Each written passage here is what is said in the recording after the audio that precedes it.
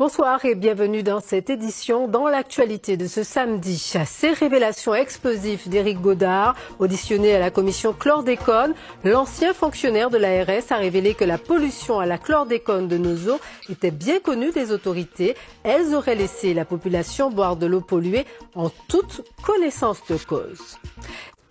Retour sur la commission chlordécone avec ces révélations de l'ancien délégué interministériel.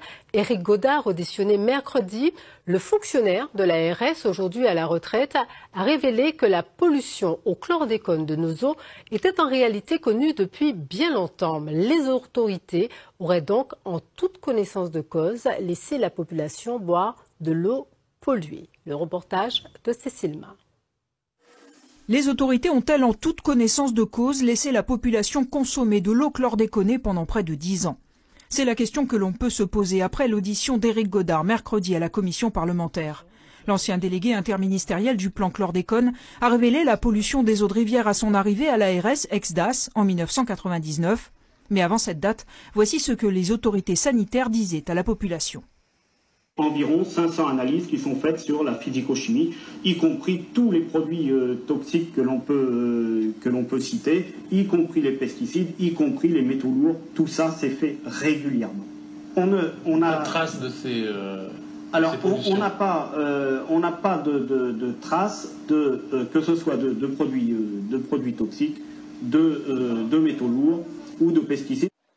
L'explication donnée, c'est que les laboratoires n'avaient pas détecté la molécule. On ne la trouvait pas parce qu'on ne la savait pas dangereuse et on ne la cherchait pas. Les autorités auraient donc fait une erreur en toute bonne foi. Seulement, devant la commission, Éric Godard a révélé avoir appris récemment un fait plutôt troublant. Un autre événement qui m'a beaucoup perturbé, et que je vous livre,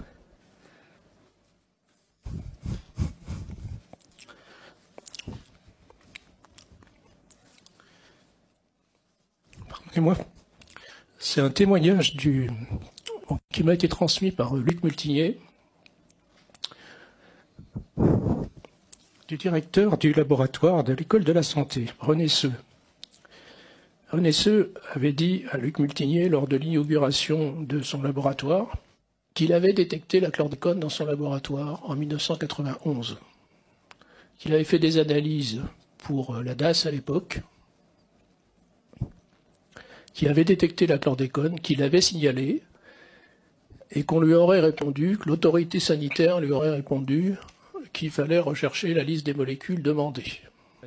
Nous n'avons pu joindre le responsable du laboratoire, mais le professeur Multinier a confirmé ses propos. L'alerte aurait donc été donnée dès 1991. Éric Godard a également cité d'autres éléments, comme un rapport de l'UNESCO sur la pollution de la rivière Grand Carbet en Guadeloupe. Les autorités ferment les yeux, c'est également le scénario que dénonçait en 1996 l'association Appel. Ne parle jamais des produits toxiques. Oh, ça c'est important. Si on n'a pas traité les produits toxiques, on ne peut pas dire qu'il est potable.